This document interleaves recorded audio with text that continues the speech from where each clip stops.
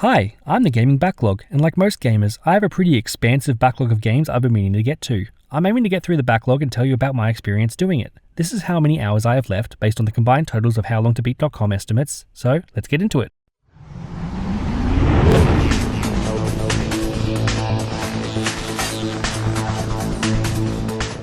Once upon a time, mascot platformers were the be-all end-all of video games. These were the console movers, those big names that helped you convince your parents to get a Sega over a Nintendo because Sonic the Hedgehog was just so cool. But by the PS2 era, this trend was mostly gone. Now the big sellers were the GTAs and Halos, modern action games with state-of-the-art graphics and gameplay.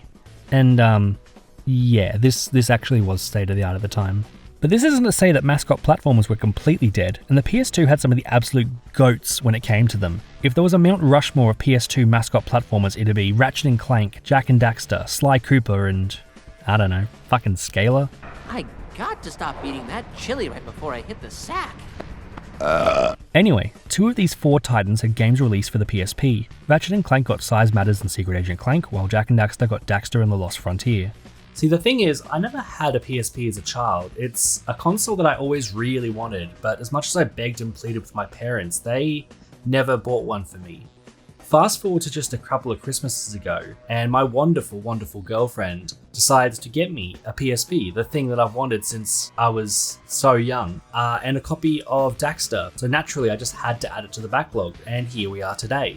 Daxter is therefore a game I've wanted to play ever since I saw an ad on TV for it as a child. It follows Daxter, the Ottsel sidekick of Jak in the PS2 trilogy, and takes place in the time between the first game and the second game. See, between Jak and Daxter the Precursor Legacy and Jak 2, there was a 2-year gap where Jak was captured and experimented on. Daxter managed to escape, and nearly 2 years later, placing it right before the beginning of Jak 2, the PSP game opens with Daxter in a bar, telling one of his tall tales to a group of men. All but one of the men leave, Osmo, who works for Critter Ritter, an extermination company.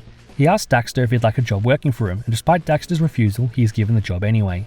This is the setup, as you play as Daxter as he completes jobs for the Critter Ritter. The game's a 3D platformer like the PS2 games, but controlling Daxter changes the gameplay a bit. Square swats bugs with his electric fly swatter, and Circle allows him to spray gas or fire at enemy bugs, and you can use it kinda like how Mario uses Flood in Super Mario Sunshine, to traverse large gaps by shooting it below him. After a straightforward extermination mission in a hotel, you are tasked with going to a construction site where you meet Taran. The trademark humour of the Jak and Daxter series is still here, despite the smaller scope and different developer for the title. Despite how dated jokes like this might be, it's still a pleasure to see Daxter talk and act like you'd expect Daxter to. After completing some more jobs, Daxter sees Jak in a prison zoomer, and after a failed attempt at rescuing him, is led right into a group of Crimson Guards. Luckily, Simon, Osmo's son, rescues Daxter and explains to him that there is something brewing at a tanker in the port. It's a good thing, too. We got a Mondo job brewing right now on a big tanker in the port. Witnessing this conversation though was Caden, a man trying to shut down every extermination company in Haven City, so the metalheads and metal bugs could get into the city under the command of Metal Core, the metalhead leader. After cleaning up the tanker, Daxter meets Tick, who becomes a sort of sidekick to the Ottsel. In the port, Daxter meets with Taran, who gives him a second sprayer upgrade, a flamethrower attachment. Taran tells Daxter that if he could clean up the distillery and fish cannery, they would consider each other even. After that, and several other jobs, Daxter sets off some alarms during his return visit to the tanker. He finds out that the ship's eco-cargo was meant to be delivered to the Baron's palace. At the entrance of the palace, sneak in using an exterminator suit, Daxter and Simon encounter Errol, who, after a dubious explanation by Daxter, tells them to be quick with their exterminating.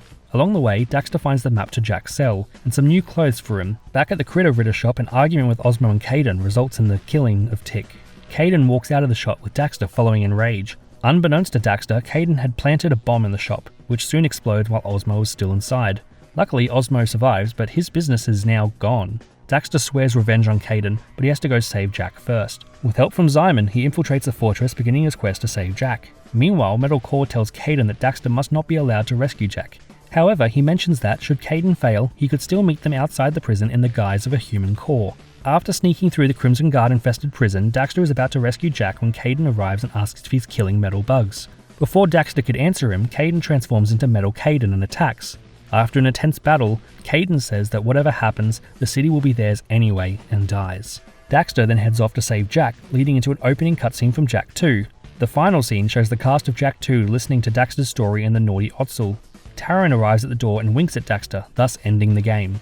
The story for the game is, well, a bit silly, to be fair. At least it doesn't break anything too much continuity-wise and is plausible. I initially played this on original hardware, and I'll say this game is surprisingly solid for a PSP title. Daxter controls well, and the level design is pretty great for the most part. The game is excellently produced. It's crazy to think that a game like this could be made on a portable console in 2006. The worst thing about it isn't even the game at all. The PSP's hardware is a bit less ergonomic than I'd like. Maybe it's just because I'm a 20-something-year-old man playing a nearly 20-year-old console, but using the analog nub for extended periods of time is really uncomfortable on your thumb. It's also probably likely the console's only meant to be used for shorter periods of time, as is the case with basically all consoles, and playing the entire game through in pretty much just one sitting is far from the intended experience. This aside, however, I had a lot of fun with this game. I'd say if it's a game that you wanted to play as a kid and never got the chance, give it a chance now. It holds up incredibly well for the time and console it came out on originally, and it's a great experience. Skipping the other Jak and Daxter PSP title, the other PSP game I always wanted to play but never could was Ratchet Clank Size Matters. Released in 2007, this game took the Ratchet Clank formula portable. Ratchet Clank is one of my all-time favourite game series, the PS2 trilogy likely being the games that I played the most on the PS2. This game, however, I didn't play on original hardware. Size Matters became available on PS5 for PlayStation Plus subscribers, so of course I had to play this game that had been out of my grasp for so long. Size Matters begins with Ratchet and Clank vacationing on the tropical planet of Poketaru, returning from the first game. This is the only recurring planet in the game, though it's a nice touch to name drop something fans are already familiar with. While relaxing, they're approached by a young girl named Luna who is writing a school report on heroes. Ratchet agrees to show off some of his moves to her, though Clank is a bit skeptical about it all. Once you finish the tutorial section though, Luna is kidnapped by robots. The heroes chase them down, but of course, the robots escape. They drop a Technomite artifact however, leading them to planet Rylus. The game has this whole subplot about Captain Quark trying to find out who his parents are. It's, to be honest, kind of lame and an uninteresting use of Captain Quark as a character and has no real bearing on the story going on. It just feels like they wanted to shoehorn in Captain Quark somehow, and this is what they came up with.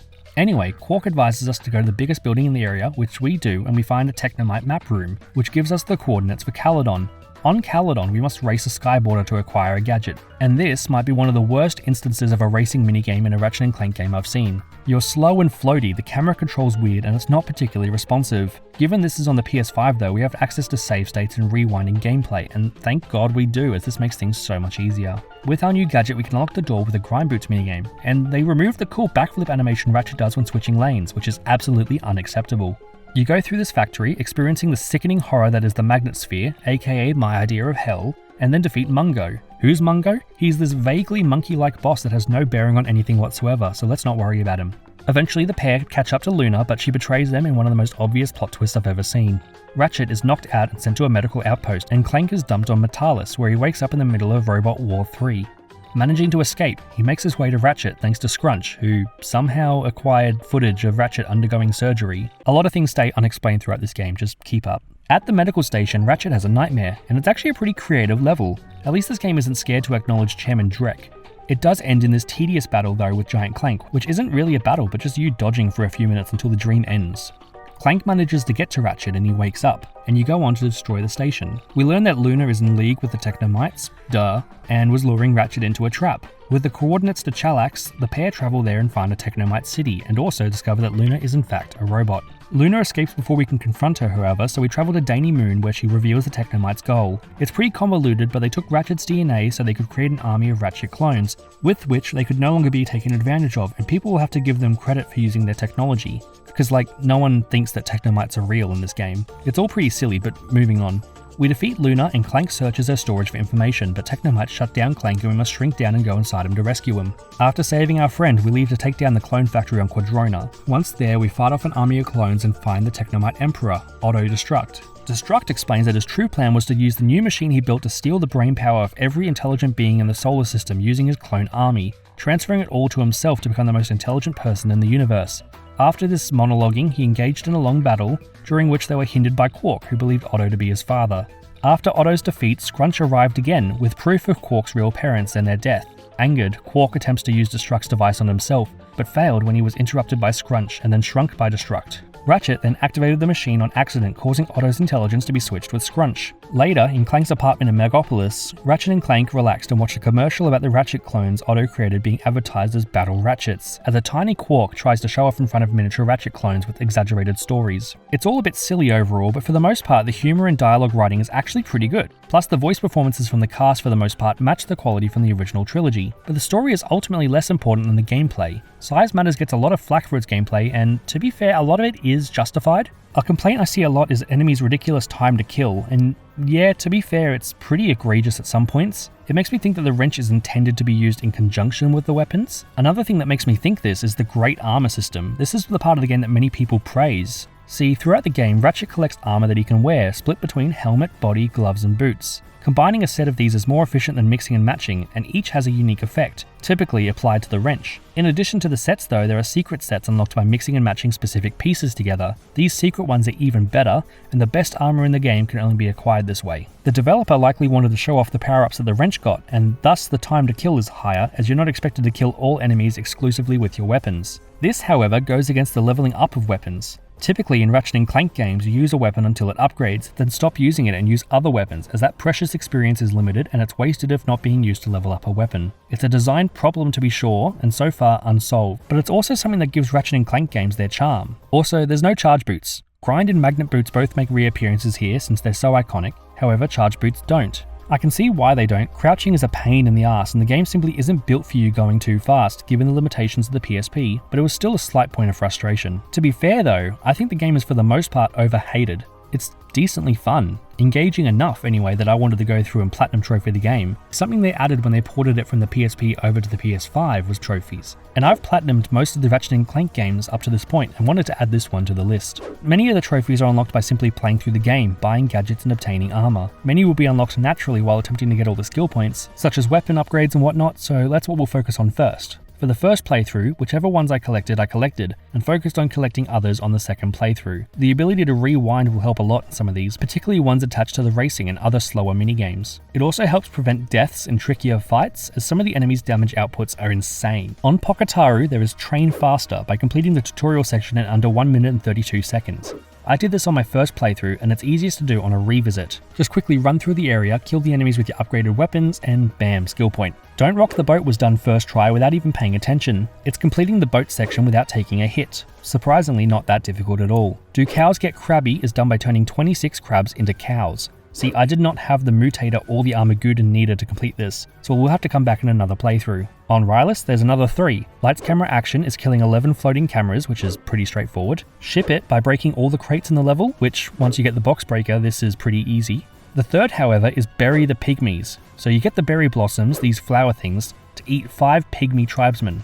This is surprisingly difficult, and I end up giving up after a bit and choosing to do it in a future playthrough. On Caledon, there's another 3. Explosive Ordnance Disposal has you destroy all the automated bombs in the hellish grey sphere from before. Super Lombax has you kill 25 enemies without taking damage. I think I did this on my first playthrough as well, actually. A lot of these kill a lot of enemies without taking damage is actually not that hard. The third is Be a Cool Skyboarder. This requires you to win a skyboard race without ever boosting. I did this on the first race as it's the easiest, and it's actually really annoying to do. Thankfully, the rewind ability on the emulator made this far easier and less time consuming. On Metalis, there's Ultimate Gladiator for doing all the Clank challenges, did this first playthrough. Shutout though requires you to complete one of these Gadgetbot toss challenges without letting the opponent score. Not really that hard to be honest, just do this on the easiest of the challenges and it was over pretty quickly. Third is Terror of the Skies, requiring you to complete the Giant Clank mission with 600 or more points. Well, 600 points if this is your first playthrough. As I'm in challenge mode, it's 950 points. Surprisingly, this is actually easier in challenge mode due to the increase in enemy numbers, meaning that by just using missiles effectively, I'm able to do this without too much trouble. In Ratchet's Nightmare, there's 2 to collect, Friends Don't Hurt Friends, which I did on my first playthrough. You just need to complete the Giant Clank fight without getting hit, pretty straightforward. The second is Night Terrors, and this one was a pain.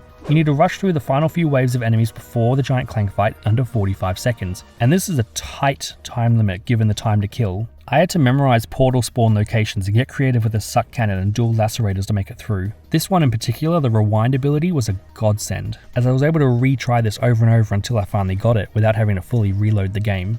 At the medical outpost, there is one skill point called Be an Awesome Skyboarder. which has you complete the Vertigo challenge in under 3 minutes and 25 seconds. It's a tight time to beat, or it would be if it wasn't for this specific exploit. By turning right here with full or near full boost, you can fly over to under the starting position, and upon falling out of bounds, you'll be reset just ahead of the finish line, completing the lap. This also grants you a related trophy, so 2 for 1 with this one. On Chalex, there's another few. Take them down a shock for killing 23 shock troopers without dying. Did this on the first playthrough. Then High-Tech Weapons Master for completing a portion of the level without using the Lacerator, Acid Bomb Gloves, Concussion Gun, Shock Rocket, Laser Tracer, Sniper Mine, or Rhino. Leaving the Agents of Doom, Scorcher, B-Mine Glove, Mutator, and Static Barrier.